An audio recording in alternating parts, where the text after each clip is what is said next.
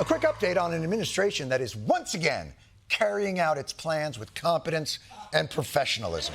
A reporter from The Atlantic says he was mistakenly added to a group chat with top members of the Trump administration as they were texting back and forth about highly sensitive war plans. Jeffrey Goldberg says he was included in a group chat full of our nation's top security officials discussing what we can only assume to be top secret plans to bomb Houthi targets across Yemen on March 15th. Everything from the weapons America would be deploying to the timing and the attack sequences. Oopsie poopsie. You know, back in my day, if you were a journalist who wanted leaked war documents, you had to work the sources, meet them in a dark garage, earn the trust, pound the pavement. Now, you just wait for the National Security Advisor to be distracted by White Lotus while he's setting up his Bomb Yemen group chat. Are those guys jerking each other off?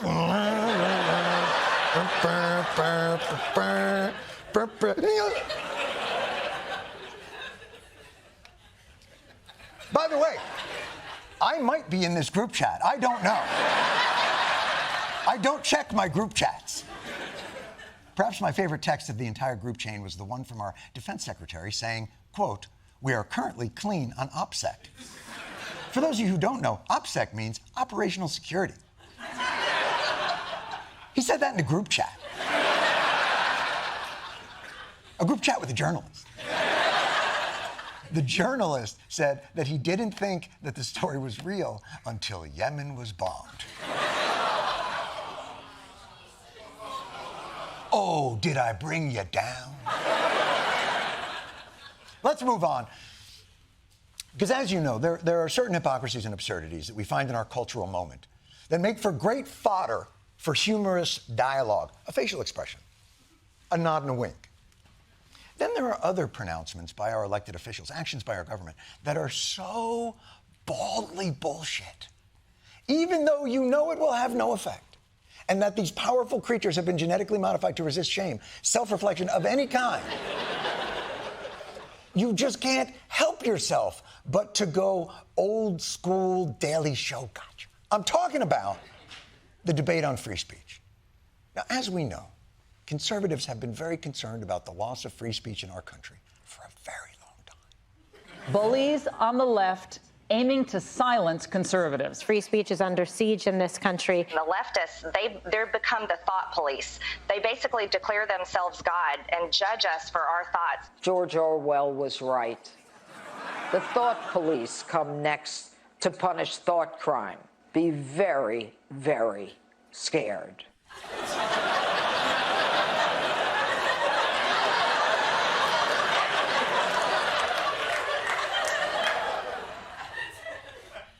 I am. Perhaps not for the reasons you... Are the thought police with you right now, Janine? Are they in the bottle? But luckily, our national free speech nightmare recently came to an end when we entered the golden age of Donald Jehoshaphat Trump. We have saved free speech in America, and we've saved it strongly. Free speech in America, it's back. Thank God we have a president now who believes in free speech. Yes. Thank God. We have a president now who believes in free speech. Just go ahead, roll 212. I believe that CNN and MSDNC, what they do is illegal. I think CBS should lose its license. But I think ABC should lose its license also because of what they've done. I watched What Happened Live. I think Bravo should also lose their license. What they did to Dorinda on Traitors, they should be sent to a Salvadorian hellhole. This is what I'm talking about. Generally, you've got to search the archives for contradictions on one's stated principles, dig through policy papers to uncover private actions that are undermined by someone's public stance. But this is so blatant. I can't wrap my head around it. It's not even the hypocrisy. It's that they so fetishize free speech, this thing that they do not in any way actually practice. The freedom to speak our minds and express the truth that is our heart. Really, that's really a big chunk of our heart.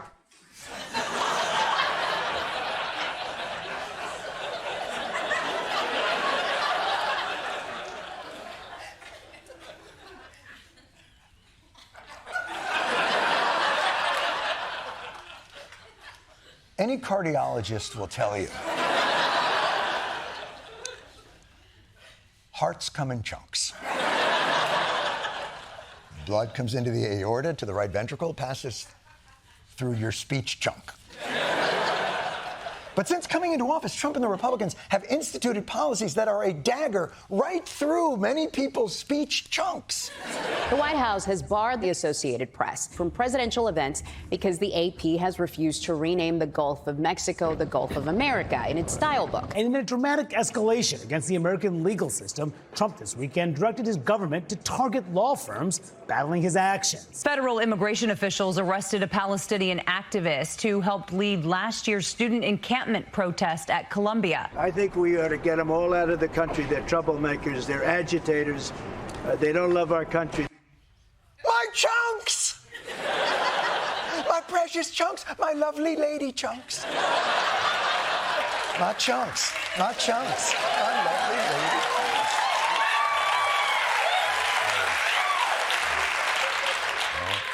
You're making my perineum tingle.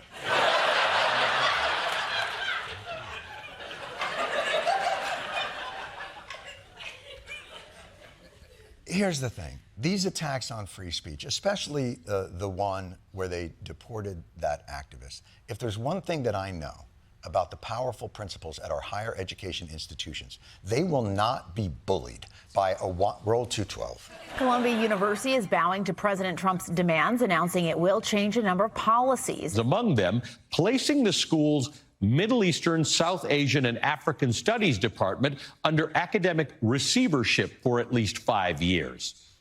Some students protested the war in Gaza. Suddenly, a whole academic department is on double secret probation with government oversight. And by the way, okay, Middle East part, African Studies?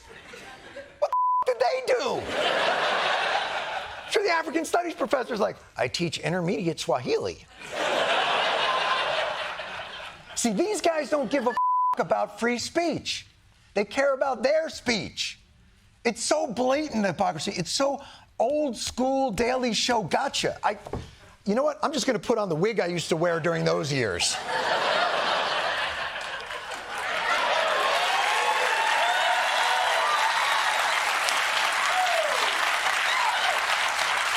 Because the hypocrisy is just so... Here's Donald Trump on those who would criticize judges that he has appointed.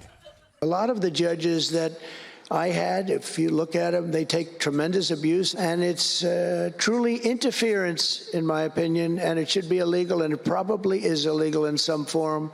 Yes, criticizing judges. It is interference. It should be illegal. Tremendous abuse. And 4 days later, not 4 days later, not a full French work week later.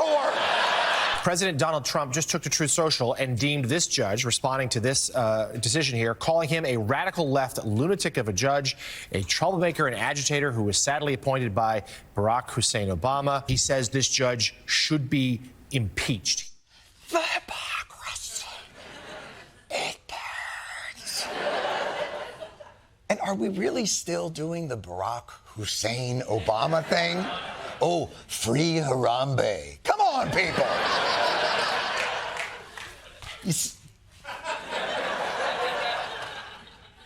See, what was the whole thing that they hated about the left on free speech?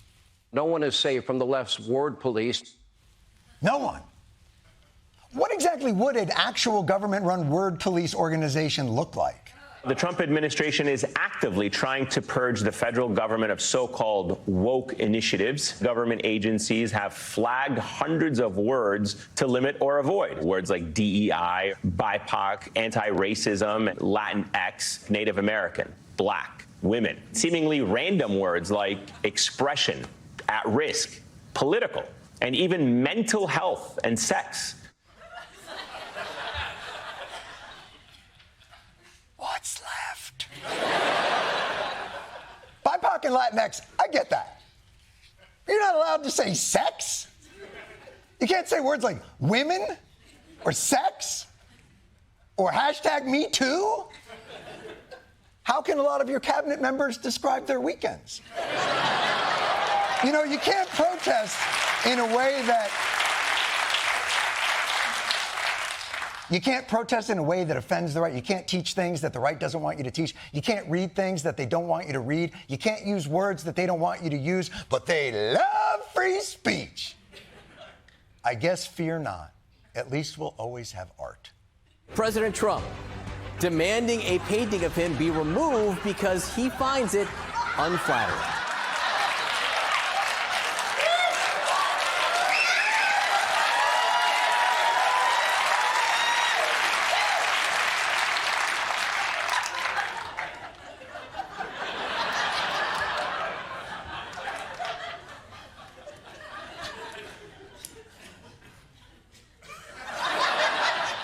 He's demanding they take it down because he believes this picture is unflattering, which really makes you think, do you think other pictures of you are flattering?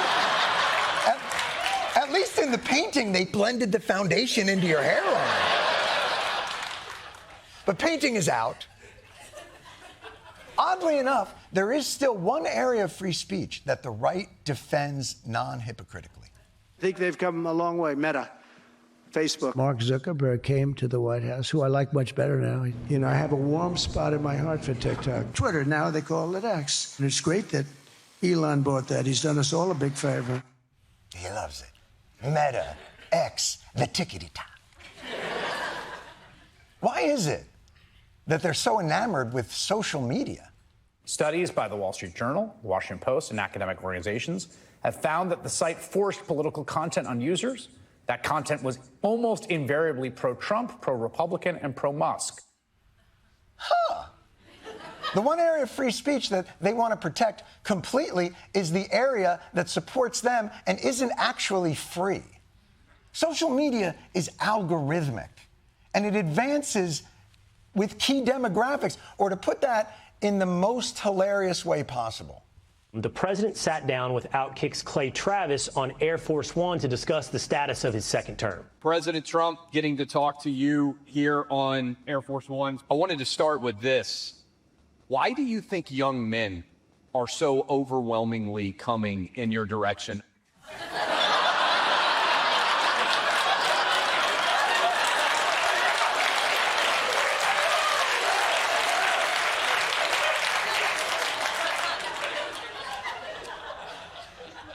My work here is done.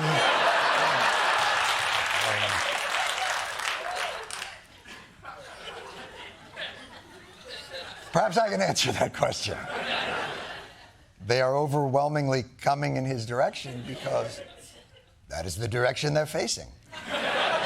I don't know if you know how that works, but you really can't come in a direction you're not facing. Although, young men at that age, you could bank a shot. I could see one fly over the shoulder. Maybe a trick shot where they landed in a cup. You know where that would go viral? Social media.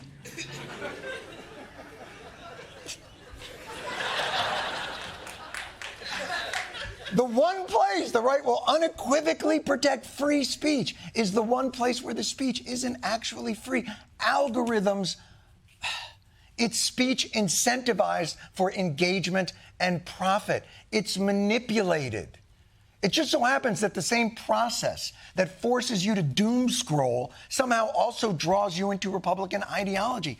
Social media is a machine designed to stimulate the reptilian parts of your brain that would otherwise beg you to go outside. It's like being impressed that casinos give out free food. It's not free. Social media isn't the town square open forum of ideas. It's got a plan.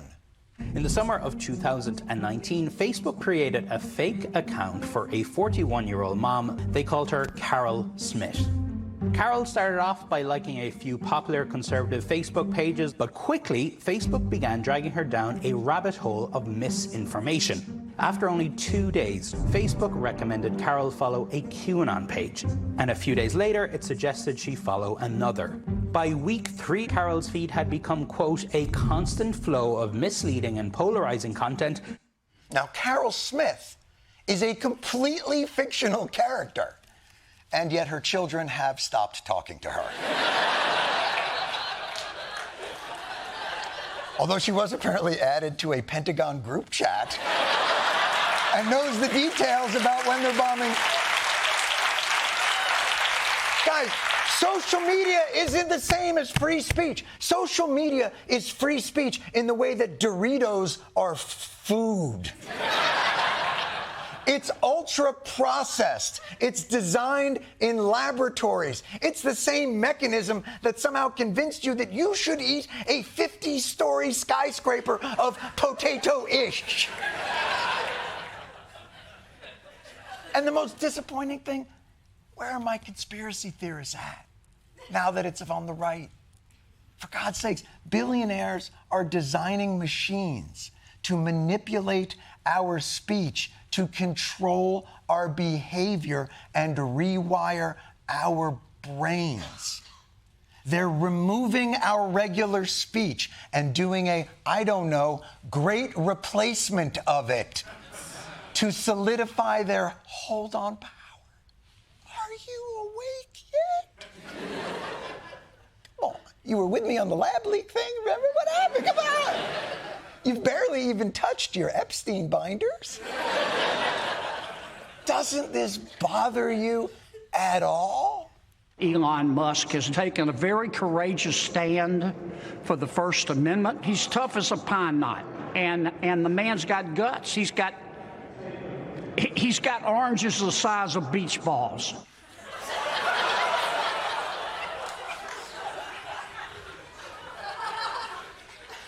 Please stop with this foghorn leghorn bullshit. He's got oranges the size of a beach ball. But let me guess.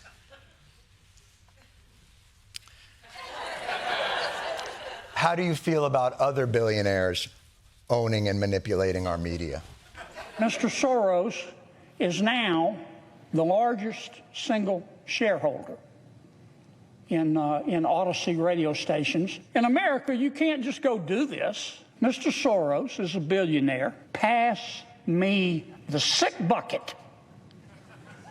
Sitting right.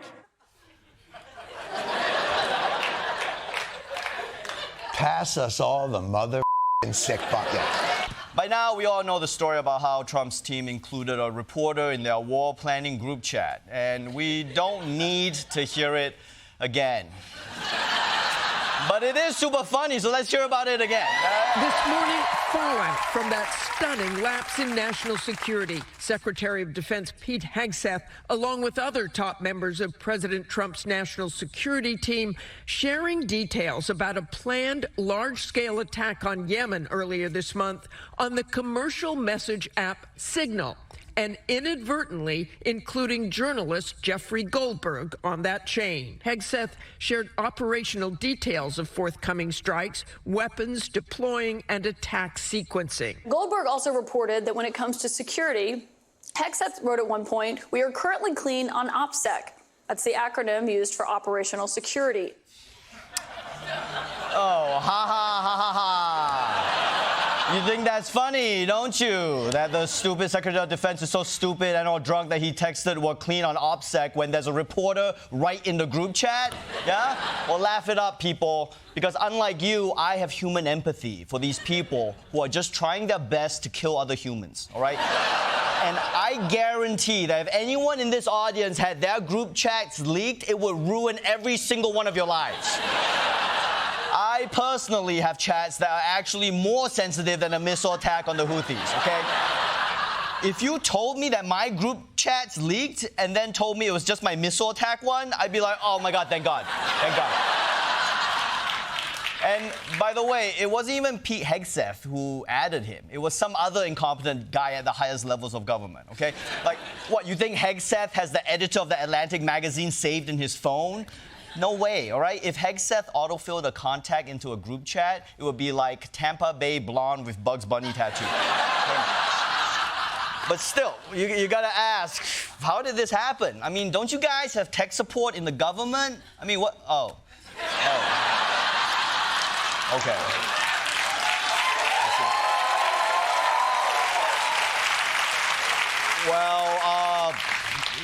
Well, if you ask me, adding a reporter wasn't even the most embarrassing thing to happen on this group chat. According to Goldberg, the administration officials reacting after the strikes, excellent, a good start. Waltz even sending several emojis. Is anyone else kind of upset that we're conducting war by emoji now?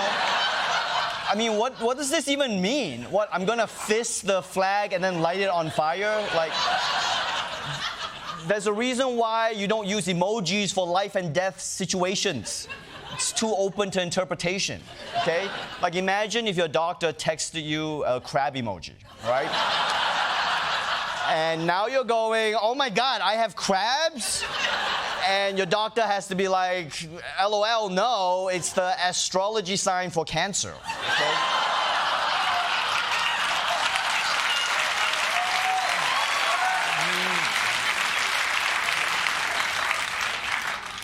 You have cancer. But now everyone is yelling at them about this breach of national security or whatever, and the Department of Defense is having trouble defending themselves. Luckily, all of MAGA is there to help them. Counter-argument 1. Nobody's perfect. Well, it was a mistake. You know, we make mistakes. We all make mistakes. But somebody made a mistake, and that happens. Yeah, look, it's a mistake, and we got to move on. Well, it was a mistake. Like I said before, it was a mistake. Everyone makes mistakes. Is that sufficient accountability to you to recognize that someone made a mistake and moving on? Because I don't see that same standard being held Boris, when other people have made... I gave you the soundbite already. I gave you the soundbite already. Boris, I gave you the soundbite. Stop asking follow-up questions. If I wanted to talk to a journalist, I'd be on a private group chat with Pete Hegseth. Okay? Cut it out. Like, come on, what, we're just calling this a mistake now? Like, look, my DoorDasher forgetting straws is a mistake that can be rectified with 1 star and no tip, okay?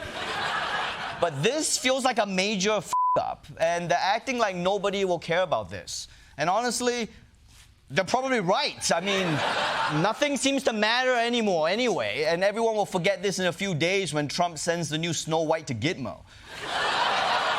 And even if they didn't accidentally add a journalist into this group chat, they weren't supposed to be talking about this stuff on Signal in the first place, okay?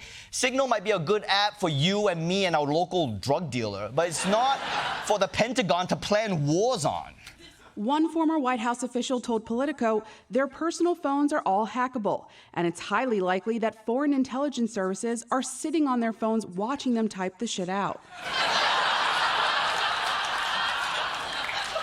That's right. Foreign adversaries could be watching whatever Pete Hegseth types into his phone, like "bar near me," or "how to fool breathalyzer," or "how to uncrash car." But if you're not satisfied with "it was just a mistake," they have another defense. It was just a mistake. That was awesome. The bigger takeaway for me is it's an insight, a transparent insight into the thought process and dialogue of our national leaders. If you read the content of these messages, I think you'll come away proud that these are the leaders making these decisions in America. What you did see, though, I think, was top-level officials doing their job, doing it well, and executing on a plan with precision. Precision. I mean, even your texts weren't hitting the intended targets, all right? Like forget the Houthis. I'm surprised they didn't accidentally blow up Houthi and the Blowfish. This is like if your sex tape leaked and you're like, hey, I'm glad you saw all of it, okay? This proves my dick works. By the way, Mike Johnson, if you're watching, a sex tape is when two people love each other very much, but they also want to masturbate later. Just to summarize, the Trump administration admitted this happened, but it was a small mistake, and it was a good thing that it happened. But also, what if the reporter made the whole thing up? Not a good reporter. Jeffrey Goldberg from The Atlantic, one of the biggest hoax artists around. I happen to know the guy's a total sleazebag. The Atlantic is a failed magazine, does very, very poorly. You're talking about a deceitful and highly discredited so-called journalist who's made a profession of peddling hoaxes time and time again. This is the guy that peddles in garbage. Right. So this reporter who is dishonest and sucks is also correct. And also, we added him to our group chat because he's a fun hang. I mean, you can't use it was a mistake and it was fake news. You gotta pick one, okay? You gotta get together and figure it out, okay? But not in a group chat. No more group chats. But,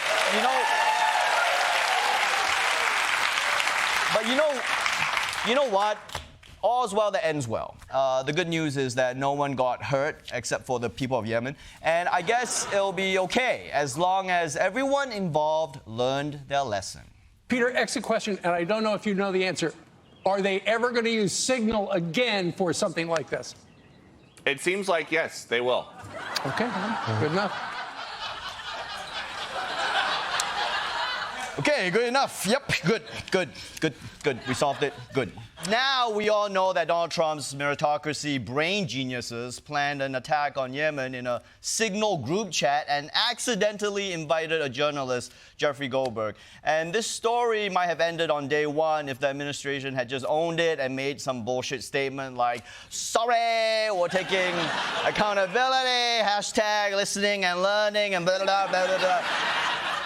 But they just can't help themselves because whenever they're in trouble, their default response is to punch their way out of it, which only makes things worse. So now we're still talking about this 3 days later instead of what I wanted to cover tonight, which was 23andMe going bankrupt and what they're going to do with all your DNA. One word, face off.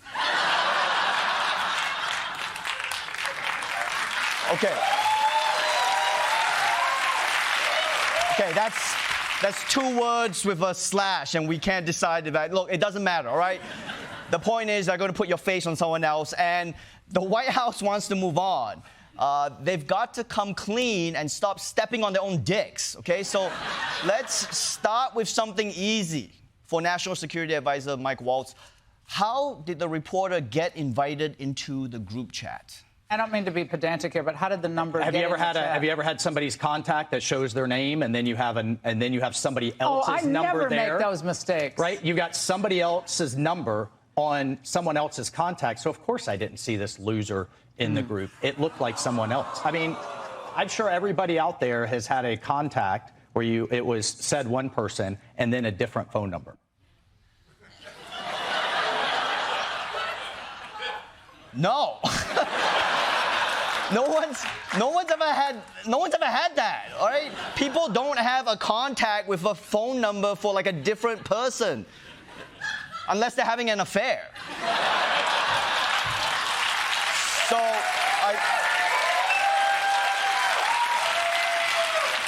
I guess I'm saying I think this guy is having an affair with Jeffrey Goldberg. And look, even if that was an actual, somewhat relatable mistake, maybe try not making that mistake when you're planning a war. And why are you shitting on Jeffrey Goldberg? He's a loser. This guy sucks. He's dishonest. He didn't do anything. All he did was wake up in the morning and you added him to your group chat. You abducted him and forced him to see your secrets. But okay, the bigger issue is what was shared in the group chat. Jeffrey Goldberg says there were war plans that were so sensitive, he didn't even put them in his article. But Pete Hegseth spent the last 2 days saying he's lying. Nobody was texting war plans. Nobody's texting war plans. Nobody's texting war plans. Okay, great. Couldn't be more clear. Nobody was texting war plans. You hear me? Nobody was texting war plans. Nobody was texting. And we begin with the breaking news. The Atlantic magazine's editor-in-chief, Jeffrey Goldberg, is releasing the messages from the Yemen strike plans group chat. And the screenshots show discussions of weapons and specific timing of U.S. military strikes. 11:44 a.m. Eastern that time. Weather is favorable. Just confirmed with CENTCOM we are a go for mission launch. 12:15 Eastern, F-18s launch, declaring this first strike package. 13:45, trigger-based F-18 first strike window starts. Target terrorist is at his known location, so should be on time. 14:15, strike drones on target. This is all caps. This is when the first bombs will definitely drop. Okay, look, just because you write in all caps, this is when the first bombs will definitely drop, doesn't mean they're war plans. Okay? This is Pete Hegseth. Maybe he was talking about Jaeger bombs. But if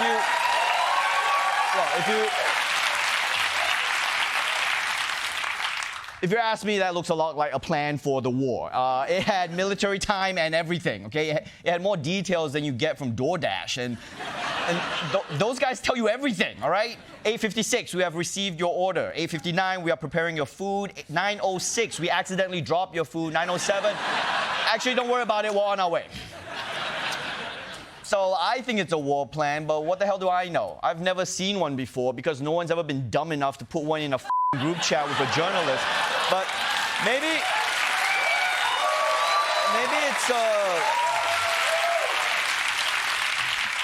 this is a good thing, okay? The receipts are out, so we can call a spade and admit that these are indeed very specific war plans. I don't think it's specific enough to be considered war plans. It doesn't tell you, hey, we're going to hit this particular village, this particular city, this particular target, this particular individual. They were talking about when, not specific longitude and latitude and all that other stuff. Oh, man, Janine must be a nightmare to make plans with. Hey, you said meet at Chili's at 7, but where's the longitude? Like, stop pretending you need some arbitrary detail to make it a war plan, okay? It's like saying this wasn't an orgy. We didn't have the pink feathers and the eyes wide shut mask. Were there more than 3 dicks? Then it was an orgy, okay? Everything else is semantics. You know what? You tell me. If having a detailed schedule plan of attack is not a war plan, then what is it? Do you think these are war plans? Oh, this, it's an outline of what is about to happen. There were no war plans in any of this stuff. There's a conversation. This was a private conversation. I would characterize this messaging thread as a policy discussion, a sensitive policy discussion, surely. What is a war plan? Whoa, what is war, man? It's just raw spelled backwards. I think it was Shakespeare that said, what is in a plan? That which we call a war by any other name would accidentally get texted to Jeffrey Goldberg. This Tuesday, there's an election for a seat on the Wisconsin Supreme Court. And I know what you coastal elites are thinking. So what? They'll rule on what? Whether it's legal to marry your cheese or whatever the issues are in Wisconsin? Well, yes, that is part of it. But also, it will determine whether abortion is legal in Wisconsin and how to redraw election districts, which could even determine which party controls Congress. And that's why the weather report for Wisconsin is calling for rain. campaign. $100 million. That's how much money could be spent on a state Supreme Court race in Wisconsin, and that would make it the most expensive judicial election in U.S. history. The race pairing Judge Susan Crawford from liberal hotbed Dane County against conservative Judge Brad Schimmel from Waukesha has big money outside donors like George Soros, J.B. Pritzker, and Elon Musk opening their wallets. Trump's close ally and financial backer Musk has gone all in on Schimmel's campaign. The tech billionaire and groups aligned with him have poured more than $20 million into the state. Now, I know $20 million sounds like a lot, but remember that Elon has over $300 billion. $20 million is like one of his kids. It means nothing to him. But yes, this race has turned into a billionaire Royal Rumble. I mean, they're spending $100 million, which is obscene. I mean, you know, for that kind of money, you could have bought tens of thousands of Wisconsin residents their first ever salad. Instead, they're spending it on ads like this. This street's like any other in Wisconsin, but the new neighbor is a pedophile, thanks to Judge Susan Crawford's sweetheart sentence. How corrupt is Brad Schimmel? Schimmel gave a plea deal to a man caught with child porn. Crawford let the predator out in just 4 years. Brad Schimmel let a sex predator loose on our kids. Letting the rapist walk free. While rapists walk free. Called Crawford's negligence utterly disgusting. That's disgusting. Criminals are praying Susan Crawford gets elected. If you want them to be safe, don't vote for him. Wow. Why is SVU wasting its time in New York? I mean, you got at least 20 seasons down there in Wisconsin. I mean, if you got this many pedophiles in Wisconsin, maybe the problem is Wisconsin. Because for me watching this on the outside, I'm like, should the rest of us put a wall up around Wisconsin to keep all the pedophiles in there? I mean, I know it will trap the kids in there too, but the kids are probably also pedophiles, so it should be fine. I mean, there's so many pedophiles that if you want to win, you should probably be making pro-pedophile ads. Because it seems like it's a big constituency over there. Like, why don't you do some outreach? But hey, I guess this is the story of American elections. Way too much money paying for way too many negative ads. In fact, Elon Musk is spending so much money on attack ads, he's not even paying attention to who the ads are attacking. An attack ad against Supreme Court Justice candidate Susan Crawford is using a picture of a different Susan Crawford. An ad launched by a group backed by Elon Musk instead used a picture of Susan P. Crawford, who's a Harvard University law professor. Okay, to be fair, if I'm ever talking to a white woman over 50 and I forget her name, I just call her Susan Crawford, and I'm usually right like 80% of the time.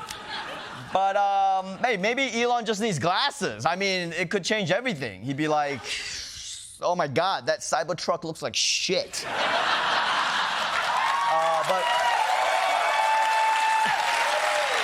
But Elon isn't just spending all that money on attack ads. He's also dusting off a tactic from the 2024 election, voter self-checkout. The Elon Musk-backed America Political Action Committee asking Wisconsin voters to sign a, quote, petition in opposition to activist judges. The reward for each signature, $100. $100? Come on, Elon. It's going to take more than that for Americans to sell their souls to you. Elon Musk's Political Action Committee has handed out $1 million to a voter in Wisconsin just for signing a petition. $1 million? Come on, Elon. You have taken way less for Americans to sell their souls to you, all right? I would have done it for $250.